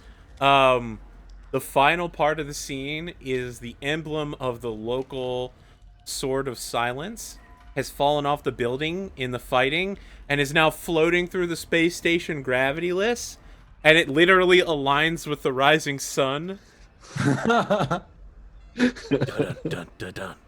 Awesome. All right. It's time for our last character swap. I guess I'm the hero now. Which makes me the villain. We always knew it was going to come to this, Arthur. I mean, when you wanted to play the Fallen first, or when you wanted to play the Pillar first, yes, I knew that was going to be the end. Mathematically, that was how it worked out. Yeah, and I'm Steve Buscemi now. All right, Steve Buscemi, describe to me what tradition is being corrupted by the Flaw during the fall of Mars, or post-fall of Mars. I don't know where we're at now. It's true. We could be on Mercury, the United Mercury-Mars Alliance. I totally think we should check out Grief. All right. How is grief being subverted by nationalism?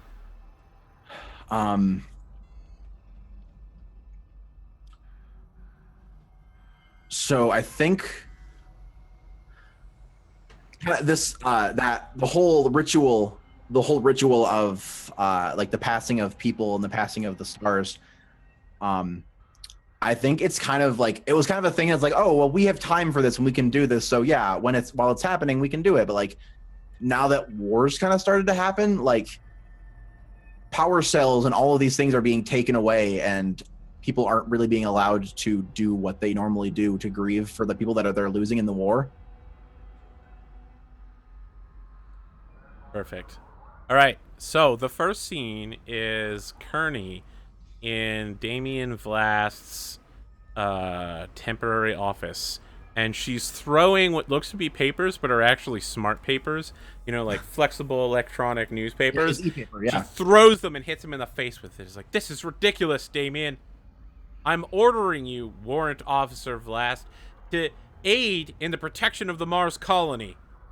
Unless we could bring order back, they're just shooting people into space now. You realize that. They're just taking the bodies of people who died and just shooting them towards the sun. Miss We can't... Lane, you Basic human rights aren't being respected, Damien. Miss Lane, you have to Major understand. Slane, warrant officer. I would help if I could, but as you can see by looking outside, I do not have any forces to be able to provide to you for You this. brought your mecha with you. It's time for Jove to decide what that side is it in stands on. repairs. It's in the shop. Yeah, well, so is half of Mars. It's time to decide whether we're an alliance or whether you stand alone. Major Slane, I appreciate your passion and your need to continue this, but I do not. My forces are all deployed elsewhere. I have nothing for you. You're saying you brought forces with you to my colony. This is a clear act of aggression against Mars, Warrant Officer Damien Blast. I'll be sending message to your superior. I expect we'll get an answer within 14 hours. You do that, Miss Slane. That's Major Slane, and she spits at your feet and storms off. All right, Fallen, it's your turn to frame a scene about our hero. Show the downfall of the grieving process. Yeah, and then also then you basically whenever the hero does something, you can say, but there's a consequence, and say what happens because of that. Oh, but there is a consequence. No, this is during your scene now. Oh, Right. I wanted there to be a consequence for spitting at it. Okay, we can step back to that. Tell me what the I consequence will is. remember that. Literally, just that shows up on the screen for some reason. After she leaves, he presses a button and says to someone at the other end, "Did you get all that?" Third-party player Tuxtradamus. It's probably that it's probably it's a digitally masked, like really deep voice that returns. Yes, I got everything. Yes, it came through. It came through fine. Very good. When this is all over, make sure she dies. We'll spin it. We'll spin it right. Trust us. This is what we do.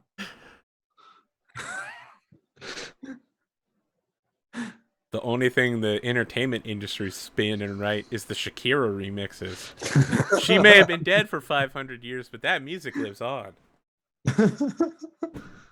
All right, it's your turn to frame the scene. Beyond the beyond here. Let's see. So we're focusing on grief. Mm-hmm. Yeah, so like this, basically people like because before like it was very like, oh yeah, no, we need to like play this whole thing up, but now it's kind of everything's being tossed to the side as like no one cares anymore basically, and about the rights of the dead or the rights of people with all this happening. So I imagine Kearney is able to see and view basically all information coming across through the entire solar system. She's seen news. She's sitting there hovering over a console, seeing reports of mass graves and mech pilots being desecrated. The pilots themselves their bodies being desecrated by flags, though. enemy forces. The flags are being urinated and defecated on and then burned afterwards, and which of course it's a special thermite plasma blend.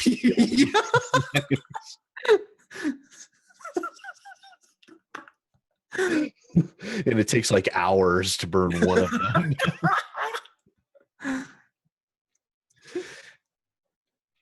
All right. So yeah, you're seeing mass graves, mass murders, gas attacks. Basically, chaos is being spread everywhere, and funeral rites, everything like that, are being completely ignored. Everyone is just doing everything imaginable that is horrible to the dead on all sides.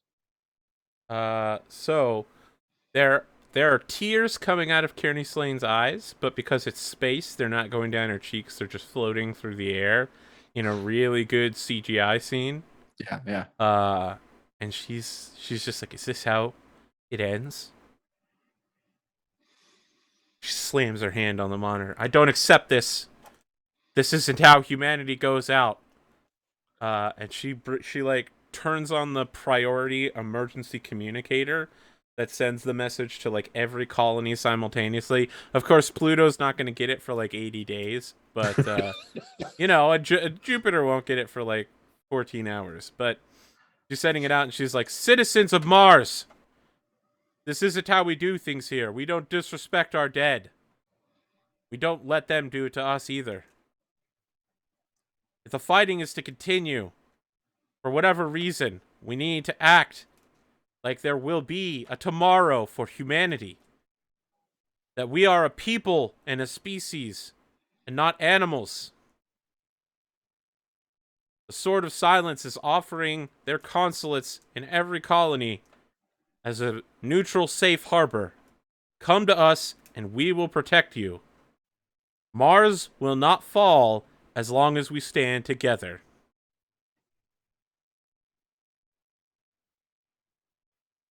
And I'm going to force a consequence for that broadcast. Okay. You have to say the words, man. But there's a consequence. No. No. No. Kearney receives a communique directly from Damien Vlast. Miss Slane, I caught your impromptu broadcast to the entire solar system just a few moments ago. What are you doing?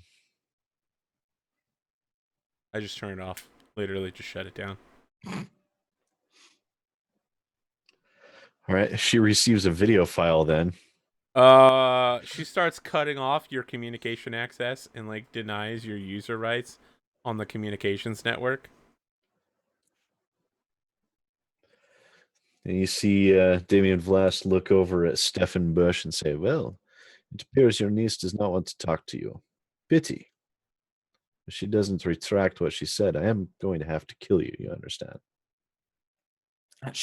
Come on, she didn't mean any of that. Literally meant all of it. Perhaps it'd be best This if is all just gonna blow over. perhaps it'd be best if you try and talk to her. She's obviously not wanting to hear from me. But will give her this opportunity for your life. I can't. I'm just a secretary. Just try her again. She just needs just give her a few hours. She just needs time to cool off. She may have a few hours. You do not. I suggest you try calling her right now. And I think that's a great place to start the reflection. Mm-hmm. So it's Kearney Slane just floating in zero gravity in the darkness as like the various parts of the Mars colony stop reporting in, like as their power gets shut down, as the fighting just wipes people out, and as the fire spreads, the colony is like losing light and oxygen and water, and everything there is stopping, and she's just like, I couldn't stop this. I couldn't stop it. And I think Damien's behind it all.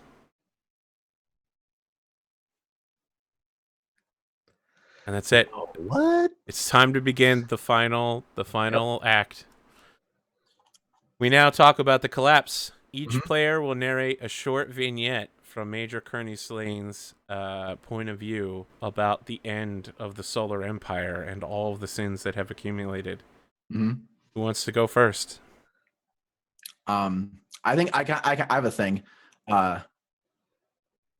So this it's not even really clear what's happening. It's just like everybody's fighting and just stuff is just continuously happening.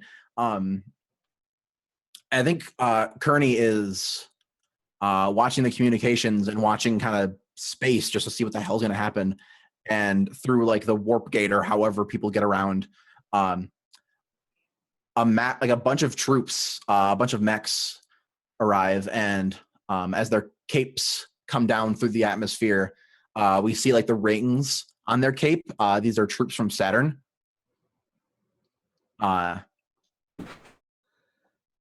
They all use, and of course they all also use like I forget her name, but that character from Soul Calibur And there's the giant ring blade. Oh, yeah, I know who you're They're all talking they're about. ring themed, of course, because it's Saturn. Yeah. And but it's like so it's like this giant ass ring, and then they push it, and it like makes like a plasma torch going around it, basically, and that's their weapon that they use. That seems safe. Of course. But and like it's kind of like they're gonna help out thing, and then but then the troops basically fly towards one of the substations of Mars and start cutting it away. And it's like a foundry or something like that like produces resources. Like it's an air factory. It like recycles air, and they're cutting it away and like trying to pull it off so they can take it with them.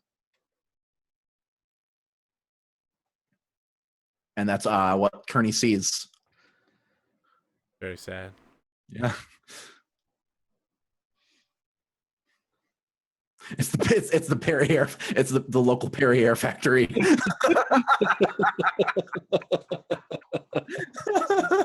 Awesome. So I think the next scene is Kearney like in an escape pod with her spacesuit fully on, floating away from Mars as it has that oxygen collapse, like literally the main oxygen fails and the whole space station implodes and explodes outwardly. And all of the plasteel just goes flying everywhere, and any lights that are on just shut down immediately and cast the orbit of Mars into complete darkness. And as she's watching from the escape pod, her remaining air is going down, and it goes down faster and faster as the clock starts counting down by days rather than by seconds. And they get reports of like Mercury being shot down by the Turians, the Saturns. I feel like Saturn will be called Turians. Yeah. Like Mercury from one side to another, like one of their mobile suits just cuts it open like a shrimp, and the whole thing just swooshes, and millions of people just go flying out into space with their spacesuits still on, but no place to go. They're just going to float in orbit until that is they like die. the worst thing. Yep. It's terrifying. And more colonies are reporting like internal attacks and power struggles, and they all start going dark. And that's what Kearney sees.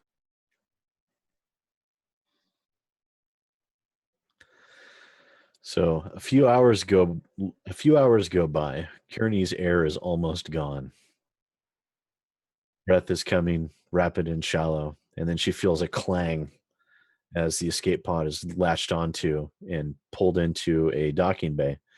And she opens it up, and the pod opens up, and it reveals a very large bay from a mech dropship flying the flags of Venus. And of course, all the Venetian mechs look like Diva from. And so they're, Is this the VSS Grapes of Wrath?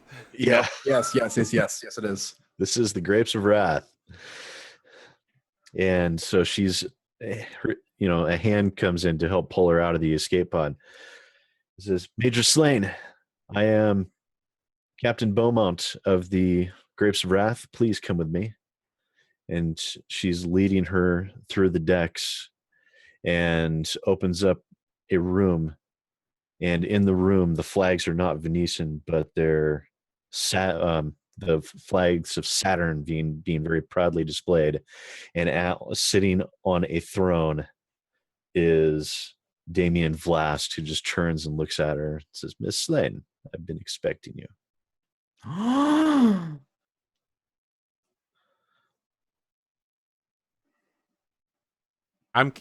See, if this is the end of the movie, I feel like development was rushed because I'm confused as to why a Jovian military officer is flying a Venetian flag on a Saturnian ship. It's because on a Venetian ship. He's using everyone. I'm so confused right now. I feel like there's a deleted scene that would make it all make sense. Using them all to destroy each other. It's actually it's pieces. multifaceted media experience. Now that you've seen the movie, you can play the game. Oh, right. And they explain the missing hours. Yes. Yeah, there's a game that explains that. The game has way more mech combat and less political intrigue as well. Yeah, exactly. You play a mech pilot. You play several different mech pilots for different armies, so you get to try out the different. Oh, it's like Call of Duty, so they all die at the end of their storyline, and you're just given another person in another place with a new mech. There's no continuity at all. And then after you play that game, there's an ARG game. You can only play the ARG game after you get New Game Plus, and you where you get on your phone and you pick a planet that you want to join. You go around your town declaring things for your planet. See, and it'll have the secret missions of Kearney Slain, which will be day one DLC that'll only be unlocked once a certain number of pre-orders are reached. Yes. Zoe Saldana, they had her record a bunch of like little vignette things with like a shaky cam. Oh yeah, shaky cam for sure. Yeah, you get the lost tapes of Kearney Slain in the escape pod. Yeah, shaky cam and lens flare. Yep. Too much bloom on the HDR. All right. Well, that's it. These were the sins of a Solar Empire. Let's do some outroing. I'm Arthur Perkins, AP Gaming Reel. This was not as much mech, but a lot of anime for sure. Not as much mech as I was expecting. Yeah. You can find me on Twitch, Twitter, YouTube, and Facebook at AP Gaming Reel. Go ahead and talk to you, Rich. Boys and girls, I am Sid Alpha. I do video game news, reviews, first impressions when I'm not here on Arthur's channel trying to horribly mess everything up. You can find me on the YouTubes at youtube.com/Sid Alpha, twitter.com/Sid Alpha, and facebook.com/I am Sid Alpha. So you can follow me on there if you're interested in those social medias. I'm also here on Saturday nights for Winter's Edge and everything like that. Stay tuned for that because we've got a lot of new stuff coming up there. And thanks again to Arthur and Tux for once again showing me that I'm just not as good at this stuff as they are, but I try to. I don't know about that. I don't know. No, it was great. But I try to muddle through as best I can and try and make it entertaining for you guys. I know this one was a little bit shorter than I was expecting. You made Steve Buscemi and then you shot him in the head. Oh, sorry. I didn't mention it at the start of the show. Downfall has taken exactly 2 hours every time I've run. Yeah. Wow. We're right on schedule. Yeah. You can do more rounds, but yeah, you make it last as long as you want We had to. talked ourselves into the end of the story. That's usually how it goes. Yeah. Unless you force yourself. It's like, wow, we're at the end. We might as well wrap it up. That's how it's gone for me basically every time I played. So speaking of wrapping things up, let's talk to Tux for the last outro. Yep. Hey everybody. Thank you for watching. I'm Tuxtradamus. You can find me in all the places at Tuxtradamus. Next week I'll probably be absent. I'm absent from most of my stuff because I'll be going to TwitchCon, which will be super cool. I mean, you're not going to be on Alloy of Law? Oh. No one's ever going to be on Alloy of Law ever again. Because it's done. Except for our maybe end of something. We'll talk about it. We'll talk. Yeah. We'll talk. Then there's always the crossover episode. Nope, that's never happening. Where Tux would have to play 2 characters. I would. That'd actually be a thing. Yeah. But yeah, thank you for watching. AP and Sid, thank you for doing this one. The Downfall is always really fun. It's always fun, but just like we made a thing and then just tore it apart. That's the point of the game. So we played correctly. So yeah, thanks again, everybody. All right. Yeah, I got to make a Steve Buscemi and then shoot him. So full circle. Living the dream. All right. Have a good night, guys. Especially EQ Mag, who literally joined us during outros. sorry, you do. Perfect timing. Always the Yeah. best.